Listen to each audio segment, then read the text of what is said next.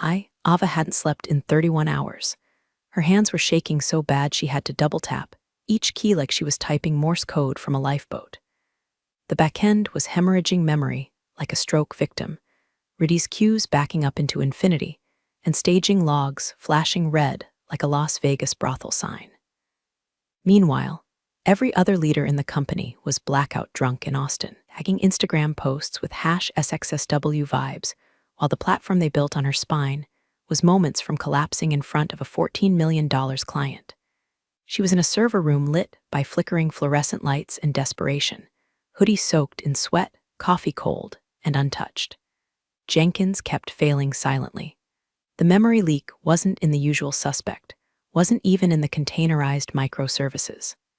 No, this little bastard was tucked like a tick in a dependency they imported 6 months ago during Refactor Week, when some product genius decided they didn't need backend QA anymore because unit tests are enough.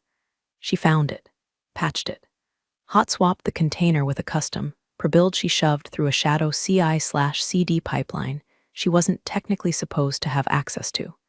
She didn't even test it in staging. There wasn't time. Pulse throbbed in her ears as the screen blinked. Builds went green, CPU stabilized. At 9:13 a.m., the client demo began.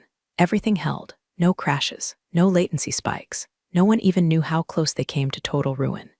By 11:06, the exec team stumbled back into Slack like frat bros home from a keg run. One VP wrote, "Great job, team," in general chat. The CEO, Miles, his $900 sneakers and chin that never quite stopped smugging, called Ava into a glass conference room and sat backwards in the chair like he thought it made him relatable. "You really came through," he said, twirling his AirPod case like a fidget toy. "But we've been talking. You've got good engineer energy, but not founder energy, you know?" Ava blinked. "I'm sorry." He leaned forward, elbows on knees. "You're essential glue, duct tape. We're looking for visionaries at the cap table. Your metrics just aren't founder tier." That was the moment something inside Ava stopped bleeding and started sharpening. Oh, and hey, before we go any further, if you've ever been duct taped into invisibility by some smug tech bro with a marketing degree and mom-funded startup, maybe hit that subscribe button. I'm trying to hit my first 10,000 subscribers, and unlike Miles, actually value the people doing the work. Okay, back to Ava. She nodded like a good little drone, like she appreciated the feedback. But the conference room glass was clean enough to reflect her face back at her, and she didn't recognize the woman staring back. Not anymore. She walked out silent, didn't throw a chair, didn't slam her laptop. Just returned to her desk like someone rewinding a murder scene, rewatching every slight, every uncredited commit, every product launch where she got a mug and someone else got stock. The gratitude, vapor, the equity, a myth. The only thing real in that place was the code, and she knew it better than anyone. That night, while HR uploaded SXSW photos to LinkedIn and Miles bragged about scaling pain, Ava stayed late. Quiet, calm, and started cloning the monolith, bit by bit, service by service, because if she was just the glue, she was about to find out how fun it is when glue decides to melt. They called it an alignment meeting.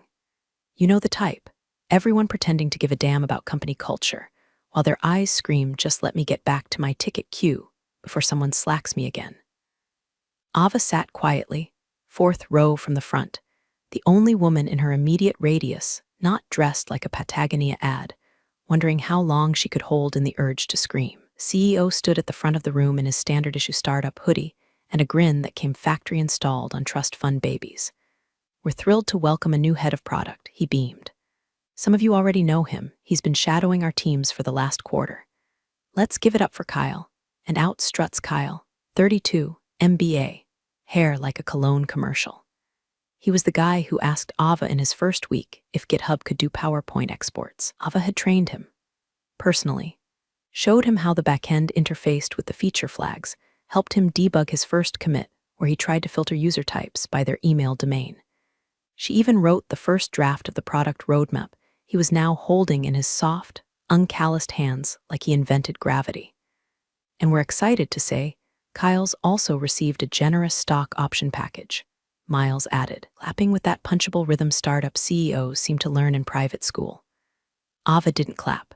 Her face didn't move. Her insides did. That roadmap, her roadmap, was now Kyle's vision. Her 2 years of technical debt warfare, Her overtime-bought knowledge of that spaghetti stack, her line-by-line crawl through every undocumented API call, that was all erased with a handshake and a vesting schedule. She stood to leave, needing air, past the open hallway to the snack bar and paused just outside the glass wall of a side room. Inside, Miles, laughing with Kyle and 2 board members. She didn't want to eavesdrop. She tried not to listen. But then she heard it. "She's the duct tape," Miles said, chuckling. "Useful, not investable." They laughed like they were doing her a favor, and that was it. The second gut punch.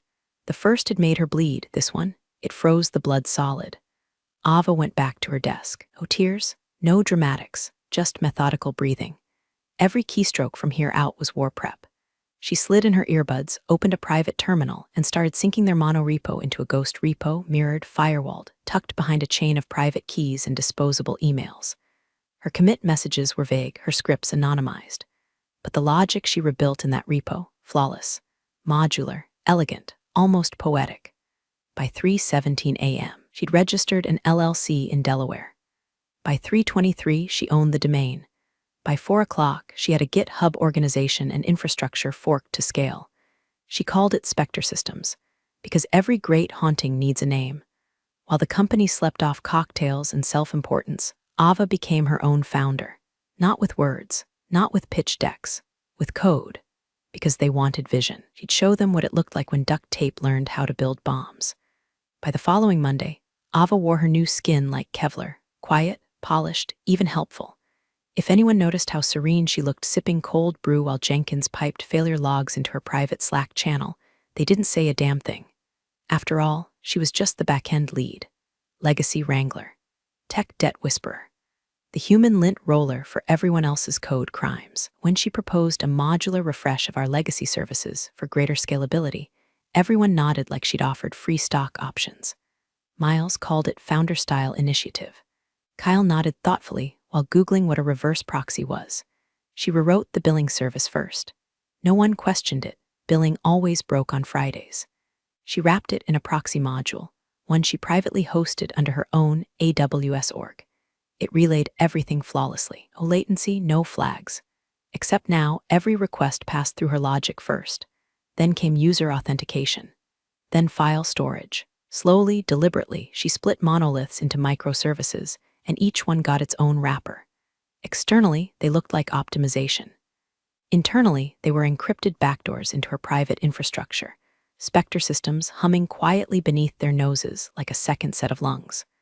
Her commits were immaculate. Every pull request came with documentation that looked official, boring, and just irritating enough to discourage deep review.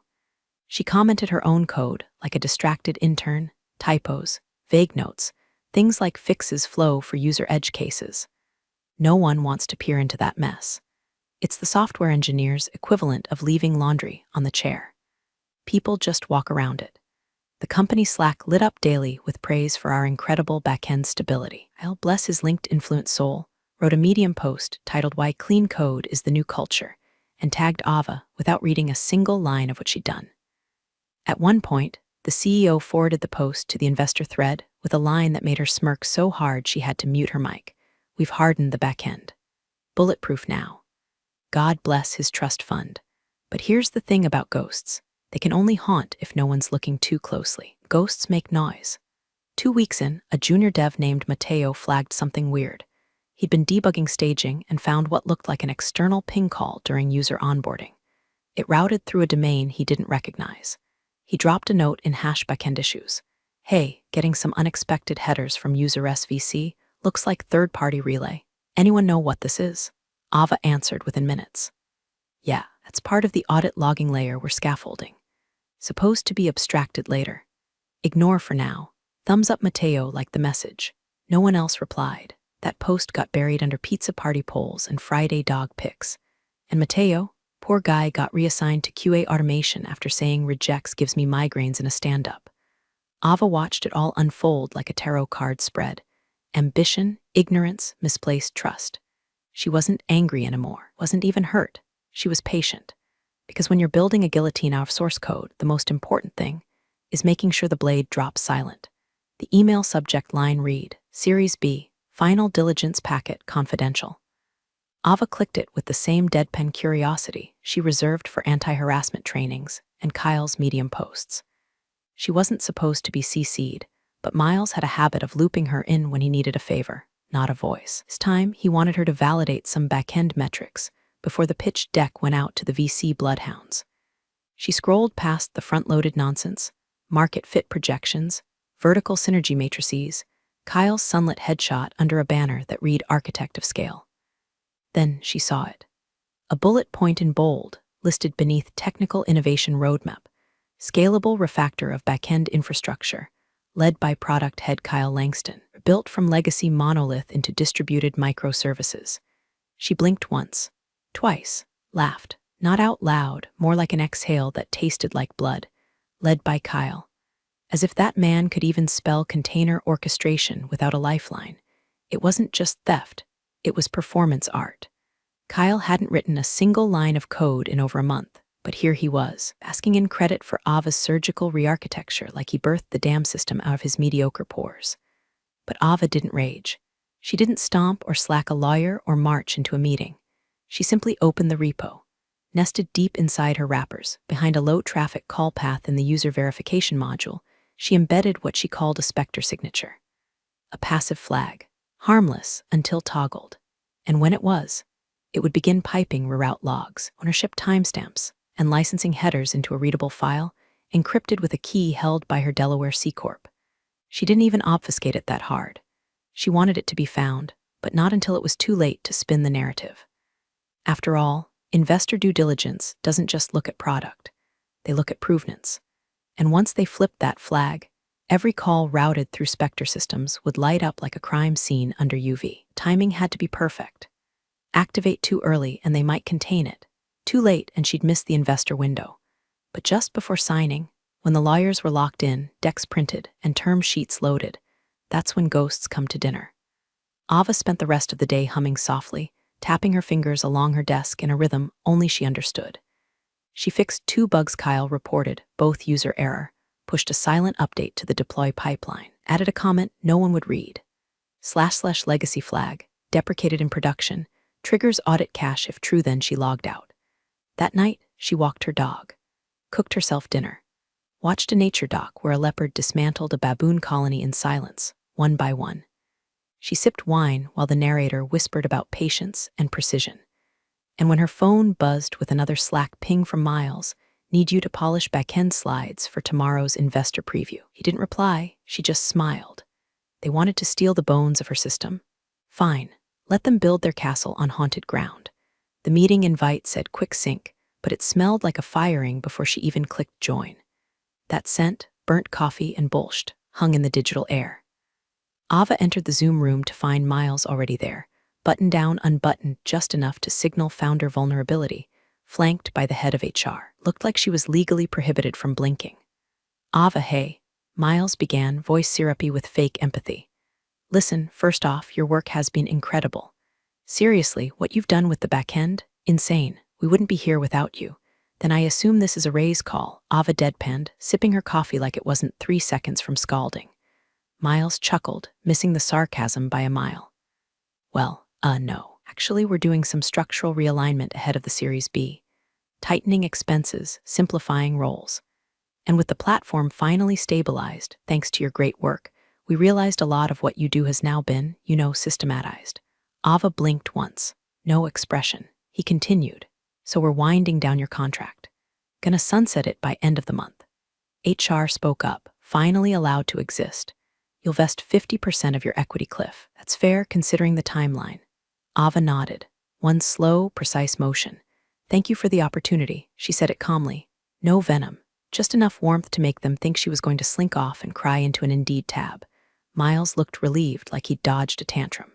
What he didn't know, Ava had already built the guillotine. This was just her signal to pull the lever. That night, after feeding her dog and queuing up a jazz playlist titled Revenge, but classy, she opened the admin panel to Spectre Systems. License lock, armed, reroute detectors, live, failpoint seeds injected. She toggled the first lock. Nothing dramatic, no explosions, just a little friction in the gears. The next morning, Jenkins started failing builds. Random services lagged in staging. Webhooks timed out. The internal dashboard loaded like it was running through molasses. Ava knew they'd blame their recent optimization sprint, the intern who kept pushing changes from his hot desk at WeWork. In Slack, people started noticing. Anyone else getting weird deployment lags? Why does user SVC throw a 504 every third login attempt? Kyle tagged DevOps. Can we roll back to stable? Ava resisted the urge to reply define stable, Kyle. She just watched the feed from her dashboard, each failure silently routed, cached, logged. No alerts were thrown, as the system quietly eating itself like a python swallowing its own tail. Spectre's passive audit flag still remained dormant, but the license lock, that was alive now, fully legal, fully documented. By Friday, 4 features were disabled by accidental regression. Customer support calls doubled. A sales engineer demoed the platform to a hedge fund, only to watch it crash mid-pitch. Ava's inbox remained untouched. They had cut her out, but they'd never asked what she owned. So she let it run. Let the cracks deepen, because the real magic trick wasn't breaking things. It was watching everyone pretend they weren't broken yet. It started like a bad hangover, manageable, but deeply shameful. One of the sales reps DM'd the CTO during a live demo, something about a login loop on the demo tenant. Screen had frozen on a verifying credentials spinner for 7 straight minutes before the prospect politely said, maybe we reschedule. That alone wasn't a red alert. Tech hiccups happen. What didn't happen until now was a rollback loop retriggering after a completed deployment. That was new, and no one could trace it. Every log trail led into a null tunnel like someone had swept behind themselves with a digital broom. Mateo, the junior dev, when Ava had sidestepped back in part 3, finally had enough. He noticed that half of their traffic metrics were mysteriously misaligned with expected outputs, and staging logs, full of headers with timestamp discrepancies. The breadcrumbs were subtle but weird. He bypassed Kyle entirely and took it straight to the CTO. Now, the CTO wasn't a fool. He had once built an entire e-commerce stack in Clojure for fun. A little insufferable, yes, but sharp. Took him less than 10 minutes to realize the company's microservices weren't just lagging, they were detouring.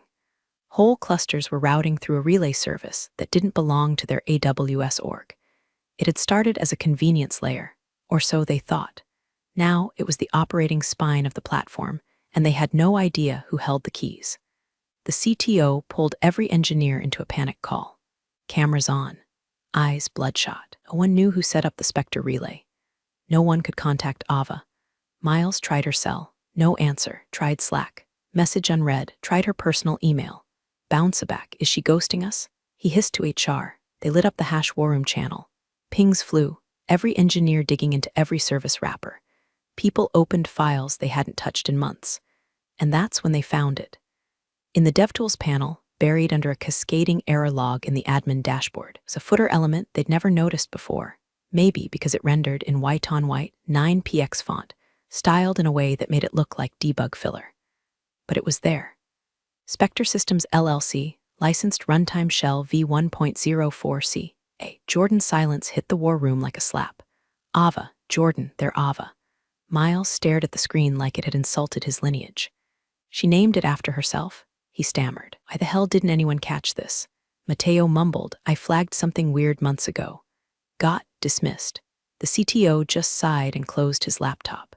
We're not running our platform. Investor calls started to fall apart by the afternoon. One firm dropped with no explanation. Another asked pointedly, can you confirm all your infrastructure is internally owned? Miles lied. They didn't believe him. That night, an anonymous Medium article popped up on a VC watchlist newsletter. It wasn't signed, but it was titled, The Phantom Founder, a case study in code ownership and startup hubris. The last line read, sometimes the most dangerous person in the company is the one you let go quietly because you thought she wasn't visionary. Ava watched it all unfold from a bar 2 cities over, sipping a whiskey sour, phone face down. No texts, no emails, just the low, warm glow of poetic consequence. She didn't need to say a word. The silence was the message. By Monday morning, the company lawyers were in full court press mode, their emails sounding like they were written by someone halfway between a hostage negotiator and a psychic begging for absolution.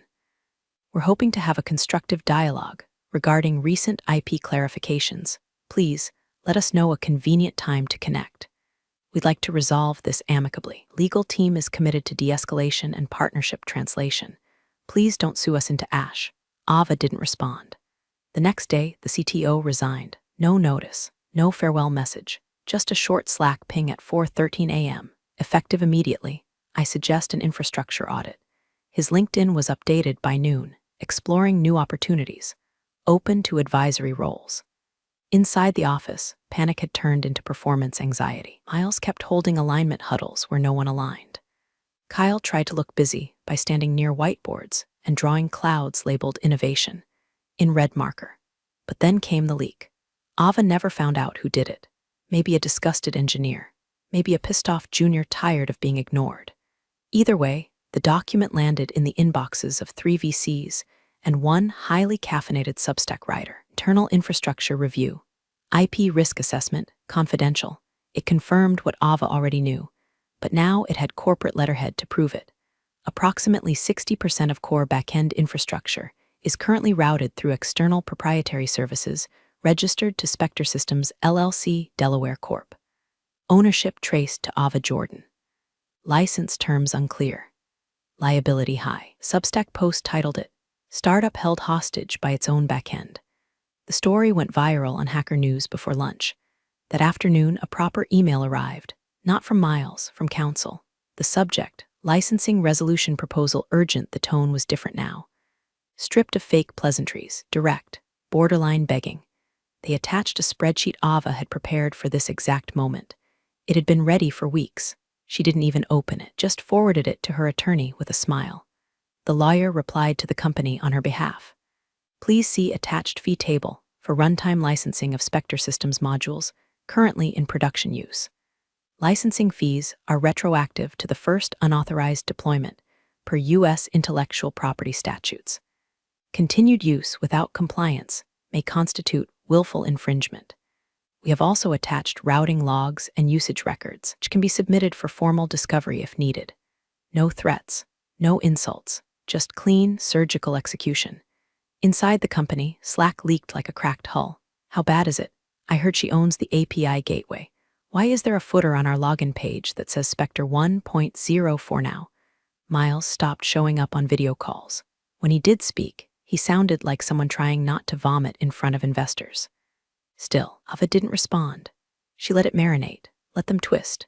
3 more days passed. Ava changed nothing. She just watched, quiet and calm, as the vultures circled and the carcass started twitching. Empowerment didn't come from vengeance. It came from the silence after someone realized they can't unburn the bridge, and the person holding the fire starter doesn't even need to look back. The board call was set for 9 a.m. sharp, but Ava logged in at 9:12, no camera. Oh, mic, just a black tile marked A. Jordan. On the other end, it was a funeral in suits. Miles looked like a parody of himself, collar wrinkled, voice just a half step from cracking. The general counsel kept adjusting her glasses like they were fogged with shame. Kyle was nowhere in sight. They danced around it at first. We want to turn a page. No hard feelings. Let's align on a productive way forward. Then came the ask. Miles leaned forward, arm steepled like he was pitching to an angel investor. We'd love to bring you back in. As a transition lead, full cap table integration. Equity package, clean slate. Ava unmuted. No, she said, just that, clean, surgical. Miles blinked like he'd swallowed a golf ball. Sorry, just to clarify, that's a no to equity or a no to. I'm busy, she cut in. But I'd be happy to license it back to you. 6 figures a month, prepaid. Contract minimums apply. Room froze. Someone choked out a what the hell, just off mic. Counsel tried to reframe. There's likely room to negotiate, there's not, Ava replied. And then it happened. Her phone buzzed. A banner rolled across the top of her screen. Inbound wire confirmation, client, Quantum Layer Inc. Contract signed, $1.2M/12mo status. Active client note, let's scale. Ava stared at it, expression unchanged. Quantum Layer. Their biggest competitor, one they'd spent 2 years trashing in board decks. The one Miles once called a barn fire in a trench coat. She clicked dismiss. Miles noticed the flicker of movement on her end. Ava, what was that? She let the silence stretch, then smiled. Your metrics weren't founder tier either, she said, voice smooth as ice water. But your platform, mine now. She left the call before they could respond, walked outside. Sun in her eyes, the world quiet. And just like that, Ava Jordan, the duct tape, the glue, The background builder nobody ever invited to the cap table became the architect of their collapse. No press release, no tweet storm, just the clean sound of doors closing behind her and one opening wide ahead. Big thanks, you legends of the old office days. Subscribe to keep the switch-flicking chaos alive. Your ex-boss is shaking in their loafers.